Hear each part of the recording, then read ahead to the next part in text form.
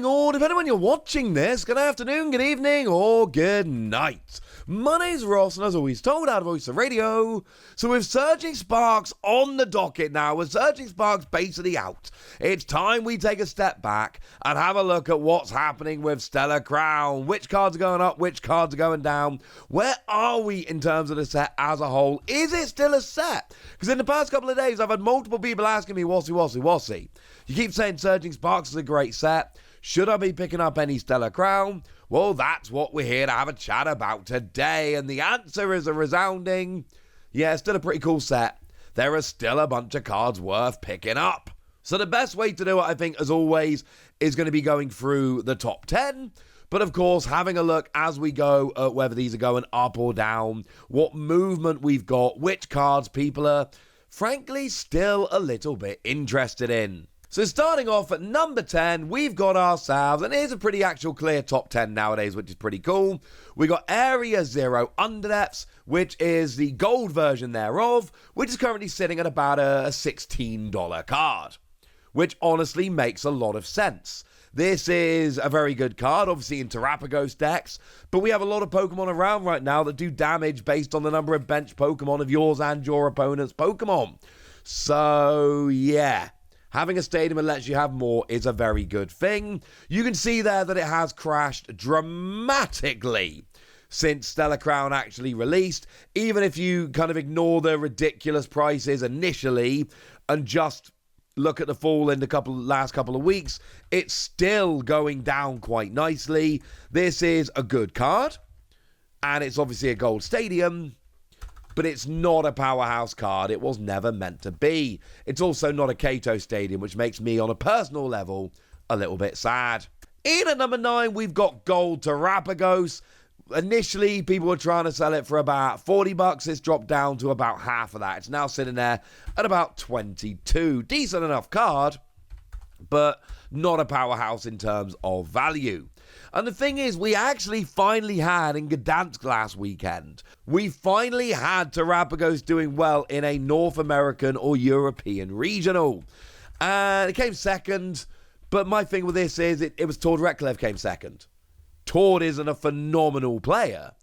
So obviously, we're going to see better results with Tord than we are going to see with your average player.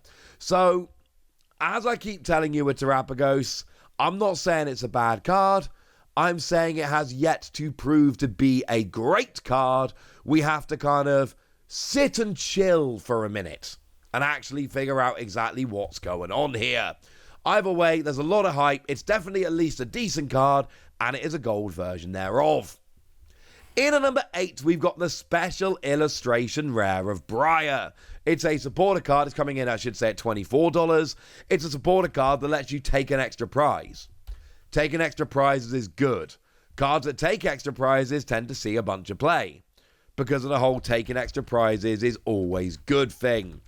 So yeah, it's cool. Plus it's Briar and the artwork's lovely. This is always going to be a card that's a little bit sought after. But even when it's played, it tends to be a one-off, and Briar isn't exactly the most popular character in Pokemon. So this is a cool card, but it's never going to be number 1 in the set. And you'll notice there it's come down quite steeply from the 50-odd bucks it was before.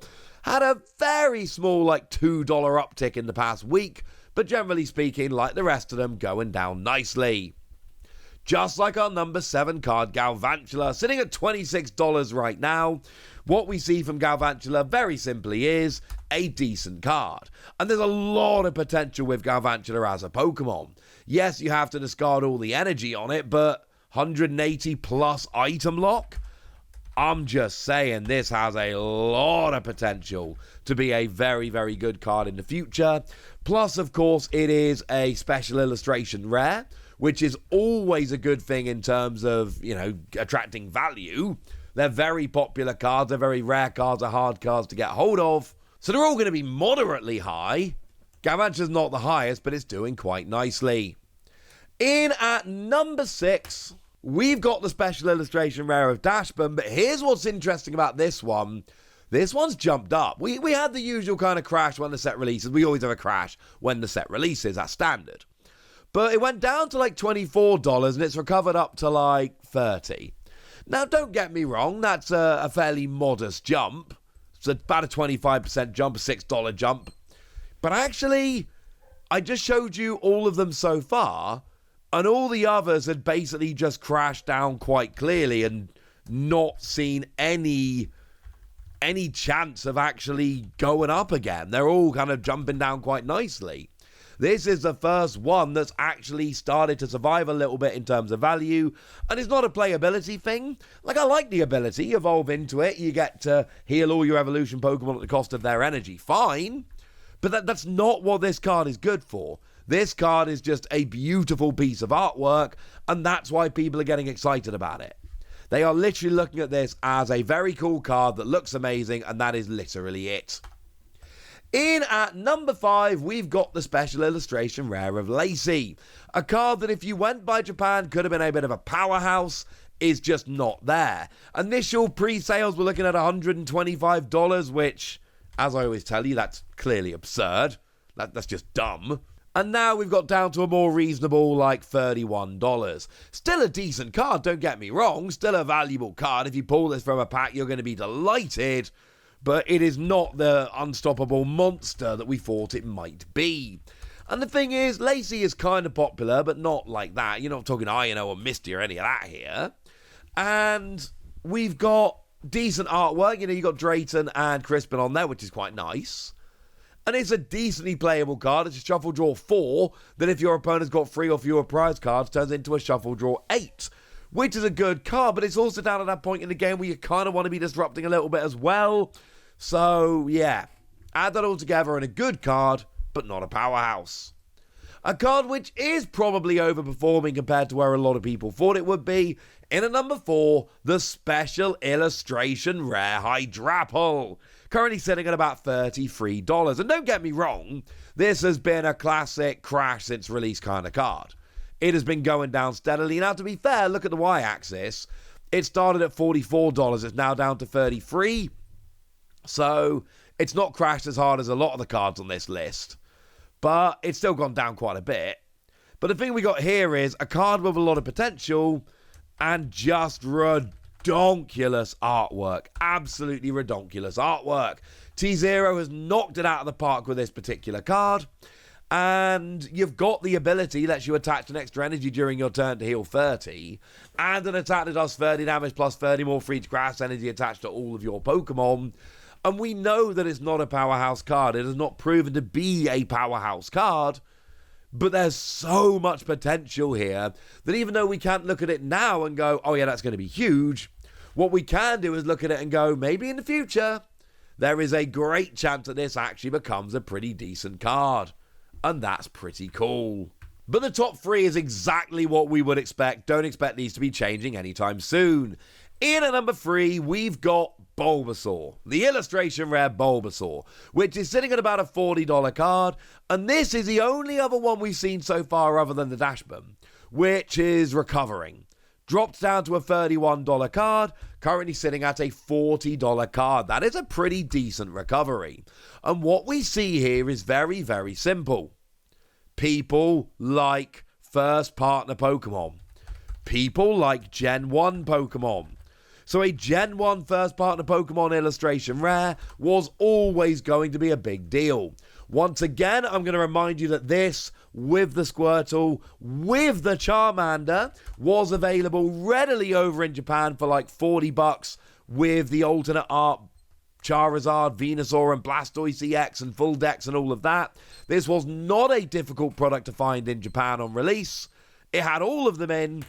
And frankly, I paid less for that product than we pay for Bulbasaur nowadays. Just putting that out there. And I did tell you at the time, you were told at the time, this is not just past posting. But here, no one cares about the playability. It's all irrelevant. It is a stunning Bulbasaur card. And the fact that it's stunning and the fact that it's Bulbasaur tell you all you need to know. Now, in at number 2, we got Squirtle, which is generally a little higher because Squirtle's better than Bulbasaur. But whereas Bulbasaur is now steadily going up, Squirtle's been a little bit all over the place. Dropped down to 40, and then kind of went back up to about 46. But then it went back down again to like 40. But now it's back up to 44. it's been bouncing around a little bit. So right now, yes, it is higher than the Bulbasaur. Even though Squirtle's a better Pokemon, I know a lot of people prefer the Bulbasaur art here. I could see Bulbasaur jumping this. I could see Bulbasaur jumping ahead of Squirtle here. So just bear that in mind. And don't get me wrong, these are going to be number 2 and 3 for a long time. I don't think cards like Lacey and Hydrapple are going to be jumping over these two anytime soon. They might just be illustration rares, not special illustration rares, but they are way more sought after than all but one illustration rare in the set. Which is, of course, our number 1 card, which is, of course, the illustration rare Terapagos. Obviously, it was always going to be the illustration rare Terapagos. That was inevitable. It's currently sitting at a $94 card, but I want to bring your attention to the graph. Yes, it's number 1. Yes, it is very high, and it's very high compared to the vast majority of all special illustration rares in the Scarlet and Violet era. However, it is going pretty strongly down. Like, we're not talking about a little drop here or there. We are talking about a fairly steep, consistent drop since, well, we had the initial drop and then a steep, consistent drop since then.